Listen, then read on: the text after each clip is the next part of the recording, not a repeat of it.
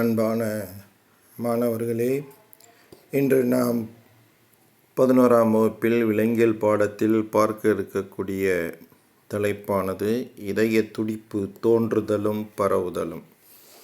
இது பாடம் 7. இந்த பாடம் 7ல் இதய துடிப்பு தோன்றுதலும் பரவுதலும் பற்றி நாம் இங்கு பார்க்க போகிறோம். ஆங்கிலத்தில் origin and conduction of heart beat என்று சொல்கிறோம். சரி, மனித இதயமானது மயோஜெனிக் வகையை சார்ந்தது. மயோஜெனிக் என்பது இதய தசையில் உள்ள கார்டியோமயோசைட்டுகள் முனைப்பியக்க நீக்கம்.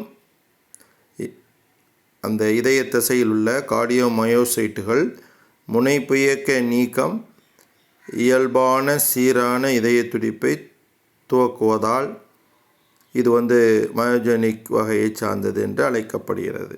அதாவது இதய தசைகளில் உள்ள அந்த கார்டியோமயோசைட்டுகள் இவைகளே அந்த முனைப்பியக்க நீக்கத்தை ஏற்படுத்தி அதன் மூலம் இயல்பான சீரான இதய துடிப்பை துவக்குவதால் இவை மயோஜெனிக் வகை சார்ந்தது என்று அழைக்கின்றோம்.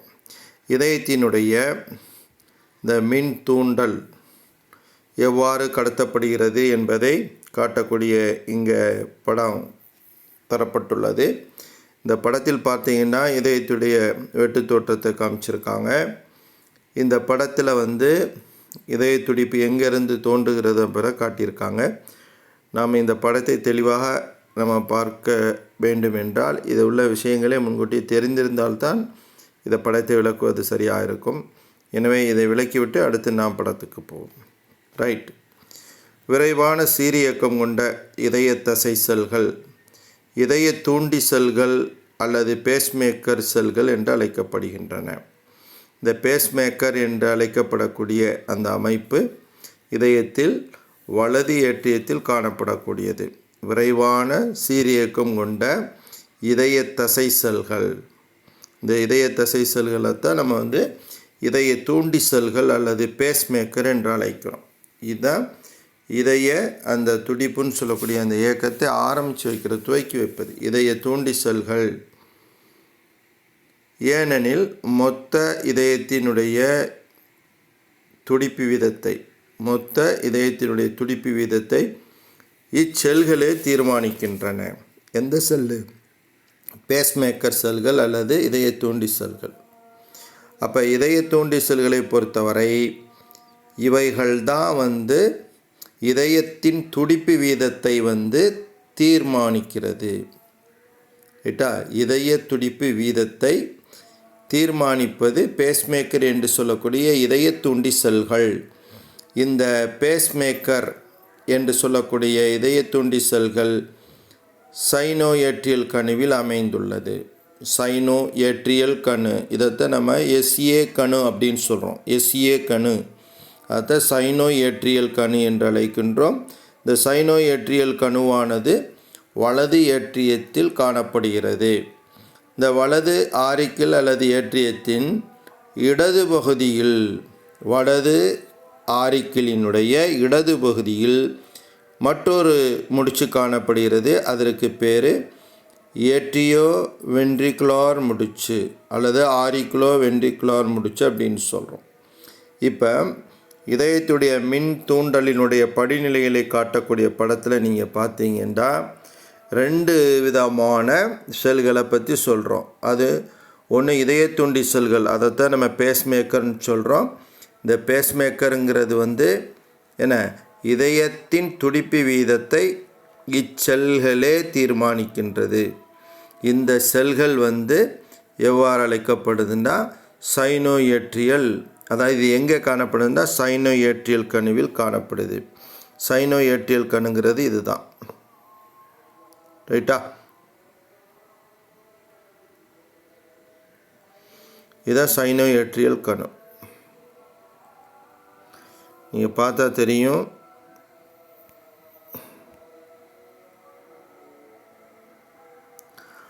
இந்த பாயிண்ட் கொடுத்துருக்காங்கள, இதை சைனோஏட்ரியல் கணு, இதை எஸ்ஏ கணுன்னு சொல்கிறோம். சரியா? எஸ்ஏ கணு, சைனோஏட்ரியல் கணு.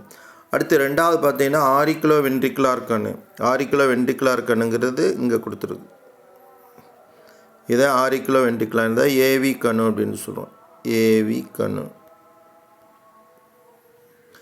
அப்போ 2 விதமான அமைப்பு வலது ஏற்றியத்தில் காணப்படுது. ஒன்று, வலது ஏற்றியத்துடைய மேல் பரப்பில் பேஸ்மேக்கர் செல்களை கொண்ட அமைப்பை தான் எஸ்ஏ கணுன்னு சொல்கிறோம். சரியா? சைனோ ஏற்றியல் கணு.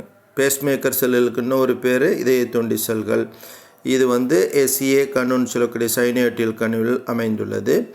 இது எங்கே இருக்குன்னா வலது ஆரிக்கிளில் தான் காணப்படுது. அதேமாதிரி வலது ஆரிக்கிளினுடைய இடது பகுதிகள் ஆரிக்குலோ வென்ட்ரிகுலார் முடிச்சுன்னு ஒன்று இருக்குது. ஆரிக்குலோ வென்ட்ரிகுலார் முடிச்சு கணுன்னு சொன்னாலும் சரி, முடிச்சுன்னு சொன்னாலும் சரி. இந்த வார்த்தை இருக்குல்ல, இங்கே நம்ம கணுன்னு போட்டிருக்கிறோம், இந்த கண்ணுக்கு பதிலாக முடிச்சுன்னு சொல்லலாம். எஸ்ஏ கணு, ஏவி கணு. ஏவிங்கிறது ஆரிக்குலோ வென்ட்ரிகுலார் கணு. அதுதான் நம்ம ஏவி முடிச்சு அப்படின்னு சொல்கிறோம். ஏவி முடிச்சும் எங்கே இருக்குன்னா அந்த வலது ஆரிக்குள்ள தான் காணப்படுது. சரி, இப்போ நம்ம இந்த படத்தை வச்சு பார்க்க போகும்போது என்னென்ன பகுதிகள் இருக்குது அப்படிங்கிறதுல நம்ம எஸ்ஏ கணுவையும் அதுமாதிரி ஏவி முடிச்சுன்னு சொல்லக்கூடிய அந்த ஏவி கணுவையும் நம்ம பார்த்துருக்கோம். இப்போ அடுத்து நான் பார்க்கக்கூடியது மற்ற பகுதிகளை பார்த்தா என்ன இது அப்படின்னா, ஆரிக்குலோ வென்ட்ரிகுலார் முடிச்சிலிருந்து தோன்றும் 2 சிறப்பு இதய தசை இலைகள். 2 சிறப்பு தசை இலைகள் இருக்குது. அதுக்கு பிறகு தான் ஹிஸ்ஸின் கற்றை அப்படின்னு சொல்லக்கூடிய. ஹிஸ்ஸின் கற்றைங்கிறது படத்தில் பார்த்தா தெரியும். இதான் ஹிஸ்ஸின் கற்றை.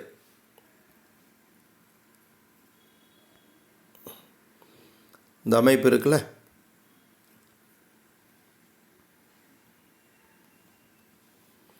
இந்த 2 கிளையாக போடுது பாருங்கள். இந்த 2 கிளை, இதைத்தான் நம்ம ஹிஸ்ஸின் கற்றை,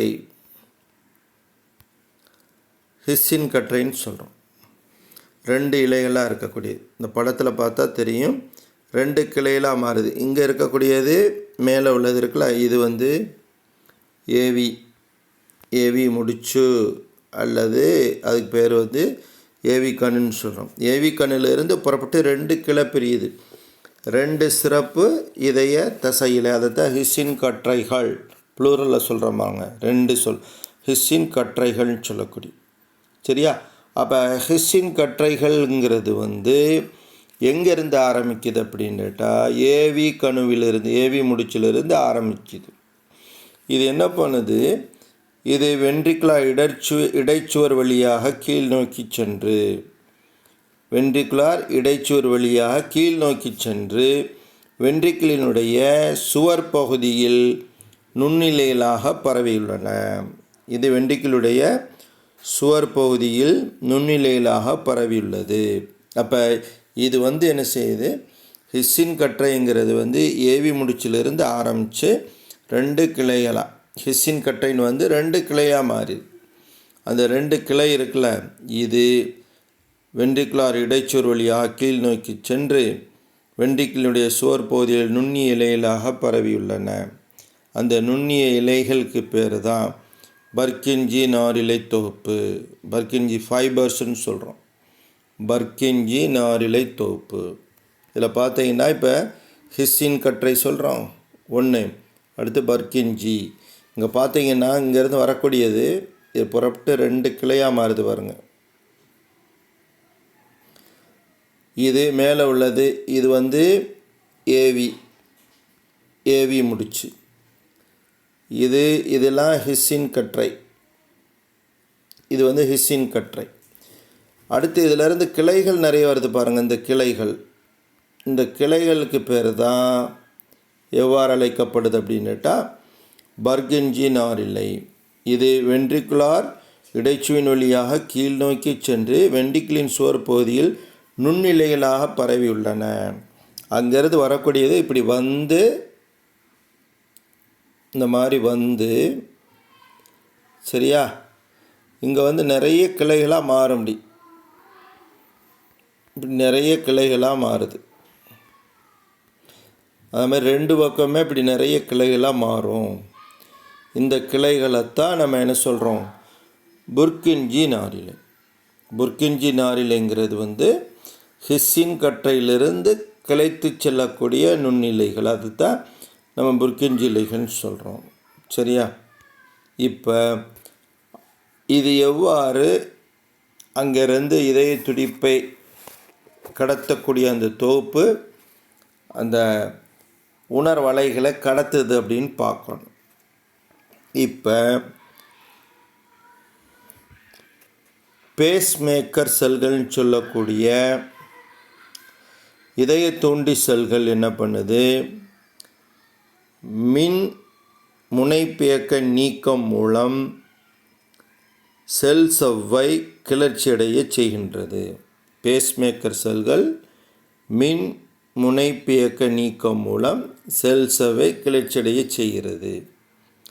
இதனால் என்ன செய்யும், சோடியம் உள்ளே நுழைவதாலும் பொட்டாசியம் வெளியேற்றமானது பொட்டாசியம் வெளியேற்றம் குறைவதாலும் தொடக்கத்தில் மின் முனைப்பியக்க நீக்கம் மெதுவாக நிகழ்கிறது. சோடியம் உள்ளே நுழைவதாலும் பொட்டாசியம் வெளியேற்றம் குறைவதாலும் ஆரம்பத்தில் மின் முனைப்பியக்கம் நீக்கம் மெதுவாக நிகழ்கிறது. குறைந்தபட்ச மின்னழுத்த வழி மூலம் கால்சியம் அயனிகளின் கால்வாய் தூண்டுவதன் மூலம், கால்சியம் கால்வாய் இருக்குல்ல, கால்சியம் சேனல்னு சொல்கிறோம், அந்த கால்சியம் கால்வாயை தூண்டுவதின் விளைவாக துரித மின் முனைப்பியக்க நீக்கம் தோன்றுகிறது. அப்போ மின் முனைப்பியக்க நீக்கம் இருக்குல்ல, இது நடைபெறுவதன் மூலமாக தான் செல் செவ்வை கிளர்ச்சியடைய செய்யும். இதில் இந்த குறைந்தபட்ச மின்னழுத்த வழி மூலம் கால்சியம் கால்வாயை தூண்டுவதின் விளைவாக துரித மின் முனைப்பியக்க நீக்கம் தோன்றுகிறது. இதனால் செயல்நிலை மின்னழுத்தம், ஆக்ஷன் பொட்டன்ஷியல் சொல்லக்கூடிய செயல்நிலை மின்னழுத்தம் தோன்றுகிறது. அப்போ இதய துடிப்பு ஆரம்பிக்கிறதுக்கு வலது ஏற்றியத்தில் வலது ஆரிக்கில் காணப்படக்கூடிய அந்த பேஸ்மேக்கர் செல்கள் இருக்குல்ல, அது எஸ்சிஏ முடிச்சில் தான் இருக்கும். அங்கிருந்து ஒரு தூண்டல் ஏற்பட்டு அவைகள் ஆரிக்கிளுடைய, அதாவது வலது ஆரிக்கில் இடது ஆரிக்கிலுக்கு பரப்பப்படும். அப்படி பரப்பப்படுறதில் முக்கியமாக இந்த பொட்டாசியம் மற்றும் அந்த கால்சியம், சரியா, சோடியம், இது போன்ற அயனிகளுடைய ஈடுபாடு ரொம்ப அவசியம். இப்போ சோடியம் உள்ளே நுழைவதாலும் பொட்டாசியம் வெளியேற்றம் குறைவதாலும் ஆரம்பத்தில் முனைப்பிக்க நீக்கம் மெதுவாக நிகழ்கிறது. குறைந்தபட்ச மின்னழுத்தம் வழி மூலம் கால்சியம் கால்வாயை தூண்டுவதன் விளைவாக துரித மின் முனைப்பியக்க நீக்கம் தோன்றுகிறது. இதன் காரணமாக செயல்நிலை மின்னழுத்தம் தோன்றுகிறது. பேஸ்மேக்கர் செல்கள் இருக்கு பாருங்கள், இது கால்சியம் அயனி வெளியேற்றத்தால் மீண்டும் மெதுவாக மின் முனைப்பியக்கம் அடைகிறது. இப்போ இந்த முறையில் தான் இதய துடிப்பானது எஸ்சிஏ முடிச்சிலிருந்து, அதாவது பேஸ்மேக்கர் செல்களால் துவக்கப்பட்டு அது ஏவி முடிச்சிருக்கு ஆரிக்குலோ வென்ட்ரிகுலர் முடிச்சிருக்கு அங்கே இருந்து என்ன செய்து அந்த தூண்டுதலானது ஹிஸ்ஸின் கட்டையின் வழியாக புர்கின்ஜி நாரிழை தொகுப்பிற்கு வென்ட்ரிக்கிள் முழுவதுமாக கடத்தப்படும். ஆரிக்கிள் முழுவதுமாக கடத்தப்பட போகும்போது ஆரிக்கிள்கள் சுருங்க ஆரம்பிக்கும். அந்த ஆரிக்கிள் சுருங்க ஆரம்பிக்க போகும்போது அந்த தூண்டுதலானது இதய துடிப்பிற்கான, இதயம் சுருங்குவதற்கான தூண்டுதலானது பேஸ்மேக்கரில் இருந்து எஸ்ஏ முடிச்சில் அல்லது எஸ்ஏ கணுவிலிருந்து ஏவி கணுக்கு கடத்தப்பட்டு ஏவி கணுவிலிருந்து ஹிஸ்ஸின் கற்றைகள் மற்றும் புர்கின்ஜி நாரிழின் மூலமாக வென்ட்ரிக்கிளுடைய முழு பரப்பிற்கும் கடத்தப்பட்ட பிறகு வென்ட்ரிக்கிள் விரிந்த நிலையிலிருந்து சுருங்க துவங்கும். இதைத்தான் நம்ம மின் முனைப்பியக்க நீக்கம்னு சொல்கிறோம். அந்த நிகழ்வுகள் மாறி மாறி நடந்து செயல்நிலை மின்னழுத்தத்தை தோற்றுவிக்கிறது. இதனால் இதயமானது சுருங்கி விடுகிறது. இதற்கு முக்கியமாக 3 அயனிகள் தேவைப்படுது: சோடியம், பொட்டாசியம், கால்சியம். சரி, இப்போ அடுத்து நாம் பார்க்கக்கூடியது இதய துடிப்பு, ஹார்ட் பீட்டுன்னு சொல்லக்கூடியது. இதயம் சீராக சுருங்கி விரிதல் இதய துடிப்பு என்று அழைக்கப்படுகிறது. ஹார்ட் பீட் என்று அழைக்கப்படுகிறது. இதயம் சுருங்குவதை சிஸ்டோல் என்றும் இதயம் விரிவடைவதை டயஸ்டோல் என்றும் அழைக்கின்றோம். இதய அறைகள் சுருங்குறத சிஸ்டோல் என்றும் விரிவடைவதை டயஸ்டோல். இதை ஒரு மார்க்காக கூட கேட்கலாம். இதய துடிப்புண்டா என்ன? இதயம் சீராக சுருங்கி விரிவது. அப்போ இதய துடிப்பில் சீராக சுருங்கி விரிவதில் ஒரு சுருக்கம் ஒரு விரிவு. சுருக்கத்தை தான் நம்ம என்ன சொல்கிறோம்? சிஸ்டோல் என்றும் விரிவை டயஸ்டோல்னு சொல்கிறோம். சரி, ஒரு முதிர்ந்த மனிதனின் இதயம் ஒரு நிமிடத்திற்கு 70 to 72 முறைகள் துடிக்கின்றன. ஒவ்வொரு இதய சுழற்சியின் போதும் வால்வுகளின் இயக்கத்தால் உண்டாகும் இரு வகையான இதய ஒலிகளை நாம் ஸ்டெத்தஸ்கோப் என்ற கருவியின் மூலம் அறியலாம். இப்போ இதய சுழற்சியின் போது வால்வுகளின் இயக்கங்களால் தான் இந்த இதய ஒலிகள் ஏற்படுகின்றன. இந்த ஒலிகளை நாம் ஸ்டெத்தோஸ்கோப் என்ற கருவியுடன் அந்த கருவி உதவியுடன் நாம் கேட்கிறோம். இதைத்தான் மருத்துவர் தன்னுடைய தோளின் மீது அல்லது கழுத்தின் மீது எப்பொழுதுமே இந்த ஸ்டெத்தோஸ்கோப் அணிந்திருப்பார். அவர் நம்மளை சோதிக்கும்போது அந்த ஸ்டெத்தோஸ்கோப்பை பயன்படுத்தி நம்மை இதய துடி செயல்பாடு எவ்வாறு இருக்குது என்பதை அறிவார். ரைட்டு. இப்போ இந்த ஸ்டெத்தோஸ்கோப்பின் மூலம் அறியக்கூடிய இதய ஒலிகள் இருக்குது பாருங்கள். அதில் 2 விதமான இதய ஒலிகள்.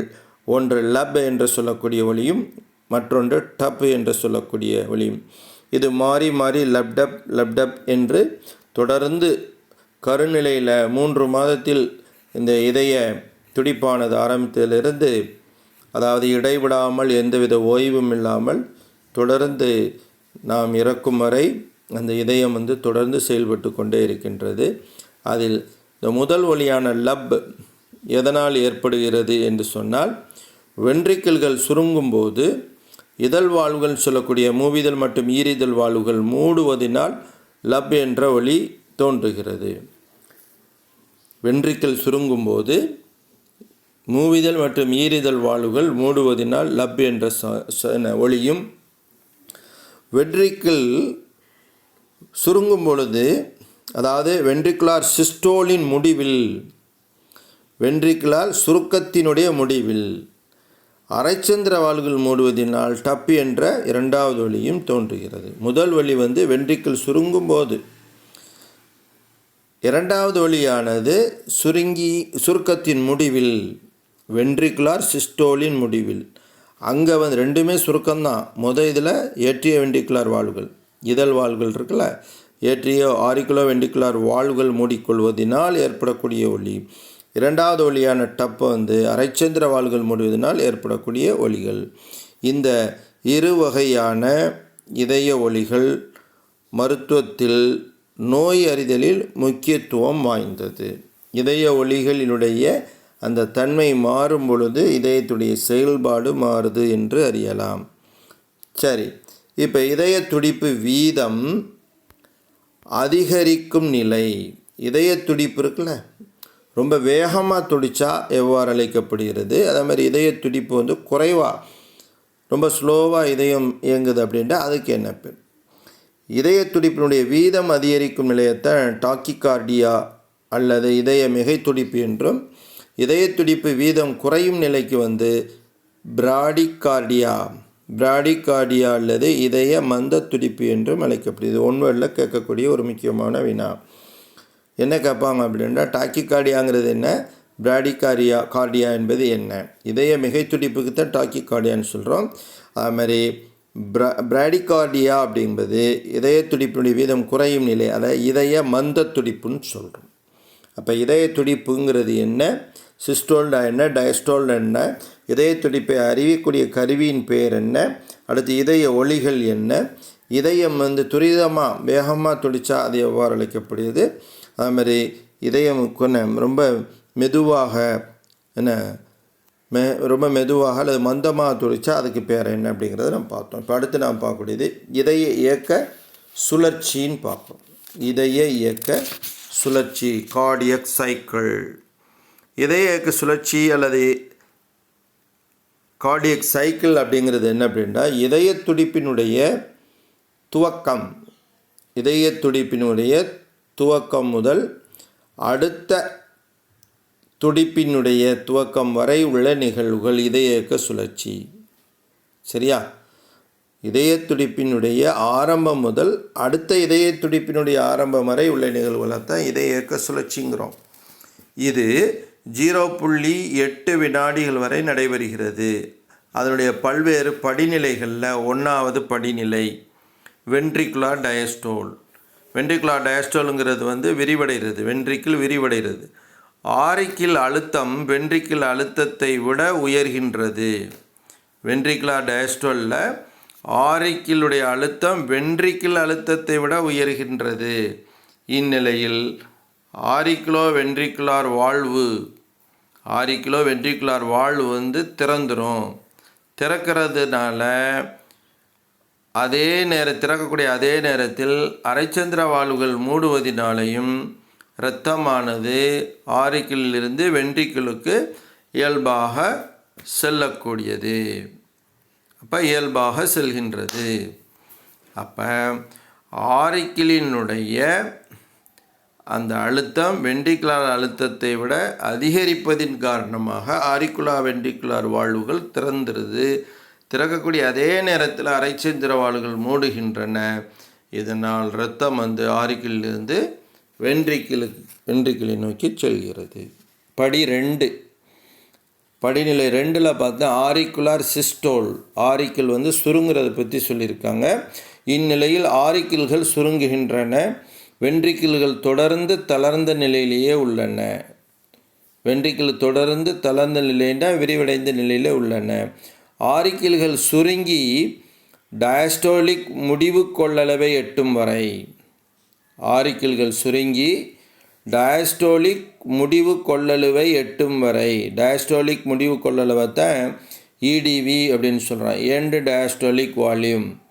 அப்போ ஆரிக்கிள்கள் சுருங்கி டயஸ்டோலிக் முடிவு கொள்ளளவை எட்டும் வரை அதிக அளவு இரத்தம் வென்ட்ரிக்கிளை நோக்கி உந்தி தள்ளப்படுகின்றது.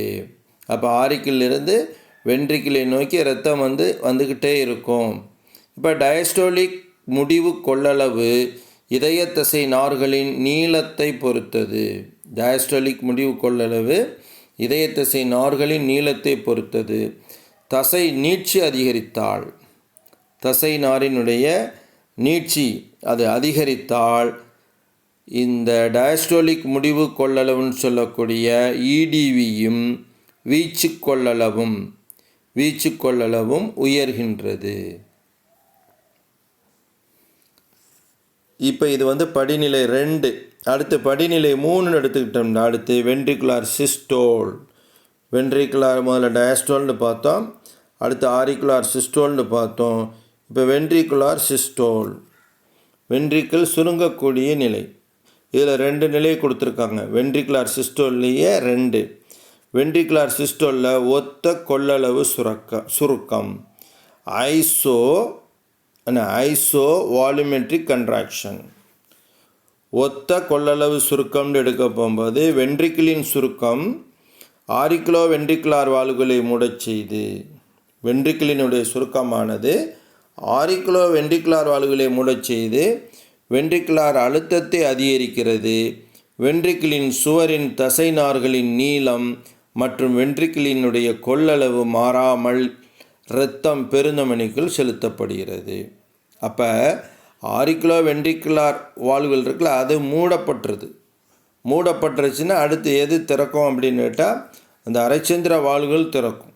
அப்போ பெருந்தமனிக்குள்ளேயும் நுரையீரல் தமனிக்கும் இரத்தம் போகிறதா இருந்தால் இந்த அரைச்சந்திர வால்வுகள் திறக்கப்பட்டிருந்தால் தான் இரத்தமானது வென்ட்ரிக்கிளில் இருந்து வெளியேற முடியும். அடுத்து படிநிலை 4 வென்ட்ரிகுலார் சிஸ்டோலில் என்ன சொல்கிறாங்க அப்படின்னு கேட்டால் வென்ட்ரிகுலார் வெளியேற்றம். வென்ட்ரிகுலார் சிஸ்டோல்லையே 2வது நிலை இது. வென்ட்ரிகுலார் எஜெக்ஷன், வென்ட்ரிக்கிலிருந்து இரத்தம் எவ்வாறு வெளியேற்றப்படுகிறது அப்படிங்கிறது. வென்ட்ரிக்கினுடைய அழுத்தம் அதிகரிப்பதால் அரைச்சந்திர வால்வுகள் திறக்கின்றன. ஏற்கனவே எது மூடப்பட்டிருந்துச்சு, ஏற்றிய வென்ட்ரிகுலார் வால்வுகள் மூடப்பட்டாச்சு. இப்போ வென்ட்ரிக்கிளுடைய அழுத்தம் அதிகரிப்பதனால் அரைச்சந்திர வால்வுகள் திறக்கின்றன. இரத்தம் இப்போ அரைச்சந்திர வால்வுகளின் வழியாக மேலேறும். இரத்தம் பின்னோக்கி செல்வது தடுக்கப்பட்டு பெருந்தமனி மற்றும் நுரையீரல் தமனிகளுக்குள் இரத்தமானது மேல் நோக்கி செலுத்தப்படுகிறது. அப்போ அரைச்சந்திர வால்வுகள் திறப்பதின் மூலம் இரத்தம் பின்னோக்கி செல்வது தடுக்கப்பட்டு பெருந்தமனி மற்றும் நுரையீரல் தமனிக்குள் இரத்தமானது தொடர்ந்து செலுத்தப்பட்டு கொண்டிருக்கும். இந்நிலை சிஸ்டோலிக் முடிவு கொள்ளளவு ESVன்னு சொல்கிறோம். சிஸ்டோலிக் முடிவு கொள்ளளவு எனப்படும். சரி, அடுத்து படிநிலை 5ன்னு எடுத்துக்கிட்டோம்னா வென்ட்ரிகுலார் டயஸ்டோல். வென்ட்ரிகுலார் டயஸ்டோல் சொல்லணும். ஏற்கனவே வென்ட்ரிகுலார் சிஸ்டோல்லையே 2 நிலை பார்த்தோம். வென்ட்ரிகுலார் சிஸ்டோலில் 2 நிலை. வென்ட்ரிகுலார் சிஸ்டோலில் ஒத்த கொள்ளளவு சுருக்கம், அடுத்து வென்ட்ரிகுலார் சிஸ்டோலில் வென்ட்ரிகுலார் வெளியேற்றம் சொன்னோம். முதல்ல வென்ட்ரிகுலார் சிஸ்டோலில் ஒத்த கொள்ளளவு சுருக்கத்தில் வென்ட்ரிக்கிள் வென்ட்ரிக்கிளினுடைய சுருக்கம் ஆரிக்குலர் வென்ட்ரிகுலார் வால்வுகளை மூடச் செய்து வென்ட்ரிகுலார் அழுத்தத்தை அதிகரிக்கிறதுன்னு சொன்னோம். அடுத்து படிநிலை 4ல் வென்ட்ரிகுலார் சிஸ்டோலில் வென்ட்ரிகுலார் வெளியேற்றம், வென்ட்ரிகுலார் எஜெக்ஷனுங்க போகும்போது வென்ட்ரிக்கிள் அழுத்தம் அதிகரிப்பதனால அரைச்சந்திர வால்வுகள் திறக்கின்றன. இதனால் இரத்தம் பின்னோக்கி செல்வது தடுக்கப்பட்டு பெருந்தமனி மற்றும் நுரையீரல் தமனிக்குள் செலுத்தப்படுகிறது. சரியா? அப்போ பெருந்தமனி மற்றும் நுரையீரல் தமனியினுடைய அந்த ஆரம்பத்தில் தான் அரைச்சந்திர வால்வுகள் இருக்குது. இந்த நிலை சிஸ்டோலிக் முடிவு கொள்ளளவு ESVன்னு சொல்கிறோம். சரி, அடுத்து படிநிலை 5 வென்ட்ரிகுலார் டயஸ்டோல். வென்ட்ரிகுலார் டயஸ்டோல்னால் விரிவடைகிறது. இந்நிலையில் வென்ட்ரிக்கிள்கள் விரிவடைய தொடங்குகின்றன. சுருங்கின வென்ட்ரிக்கிள் இருக்குல்ல, இப்போ விரிவடைய தொடங்குது. தமனியினுடைய இரத்த அழுத்தம் இருக்குது பாருங்கள், வென்ட்ரிக்கிளின் இரத்த அழுத்தத்தை விட உயர்கிறது. தமனிகளில் இரத்த அழுத்தமானது வென்ட்ரிக்கிளினுடைய இரத்த அழுத்தத்தை விட உயர்கின்றன. இதனால் அரைச்சந்திர வால்வுகள் மூடுறதுனால இதயம் என்ன செய்து இரத்தத்தை மீண்டும் உள்ளே விடாது. எங்கேருந்து? பெருந்தமனி மற்றும் நுரையீரல் தமனியின் வழியாக மேலேறி வெளியேறின இரத்தத்தை மறுபடியும் வென்ட்ரிக்கிள் விடாது. அப்போ தமனியினுடைய அழுத்தம் வென்ட்ரிக்கிளினுடைய அழுத்தத்தை விட உயர்வாக இருக்கிறதுனால இதனால் அரைச்சந்திர வால்வுகள் மூடுகின்றன. மூடுவதனால் இரத்தம் பின்னோக்கி வருவது தடுக்கப்பட்டது. திருப்பி இப்போ இதயம் படிநிலை முதல் நிலையிலிருந்து மீண்டும் தொடங்குகிறது. அப்போ படிநிலை 1ஆம் நிலையை மீண்டும் அடைகிறது. இப்போ இதை மாதிரி 5 படிநிலைகள் உள்ளன. அந்த 5 படிநிலைகள் ஆக்சுவலாக இதய துடிப்பினுடைய துவக்கம் முதல் அடுத்த துடிப்பினுடைய துவக்கம் வரை உள்ள அந்த நிகழ்வுகளை சொன்னோம். அதில் படிநிலை 1ல் வென்ட்ரிகுலார் டயஸ்டோல் சொன்னோம். படிநிலை 2ல் ஆரிக்குலார் சிஸ்டோல் சொன்னோம். படிநிலை 3ல் வென்ட்ரிகுலார் சிஸ்டோலில் ஒத்த கொள்ளளவு சுருக்கம் சொன்னோம். அடுத்து படிநிலை 4ல் வென்ட்ரிகுலார் சிஸ்டோலில் வென்ட்ரிகுலார் வெளியேற்றத்தை பற்றி சொன்னோம். அடுத்து 5வது படிநிலை வென்ட்ரிகுலார் டயஸ்டோலுங்கிற வென்ட்ரிக்கிள் விரிவடை நிலையை பற்றி சொன்னோம். இந்த மாதிரி இதய அறைகள் ஆரிக்கிள்களும் வென்ட்ரிக்கிள்களும் மாறி மாறி சுருங்கி விரியக்கூடிய அந்த நிகழ்வுகளைத்தான் நம்ம கார்டியக் சைக்கிள், அதாவது இதய சுழற்சி அப்படின்னு சொல்கிறோம். இதய இயக்க சுழற்சி. அந்த மாறி மாறி இதய அறைகள் சிஸ்டோல் டயஸ்டோல் என்று சுருங்கி விரிவதின் மூலமாகத்தான் இதயத்திலிருந்து இரத்தமானது வெளியேற்றப்படுவதும் இதயத்தை நோக்கி இரத்தம் வருவதும் நடைபெறுகிறது. இதுவரை நாம் பார்த்தது இதயம் சம்பந்தமாக, அதாவது இதய துடிப்புனா என்ன, இதய இயக்கம் எவ்வாறு உருவாக்கப்பட்டு அது எவ்வாறு கடத்தப்படுகிறது, இதய துடிப்பு எவ்வாறு தோன்றுது, எவ்வாறு அது பரவுது அப்படிங்கிறத பார்த்தோம். அடுத்து இதய இயக்க சுழற்சி பார்த்துருக்கோம். அடுத்து வரக்கூடியதை மீதியை நாம் அடுத்த வகுப்பில் சந்திப்போம், அடுத்த வகுப்பில் பார்ப்போம். நன்றி.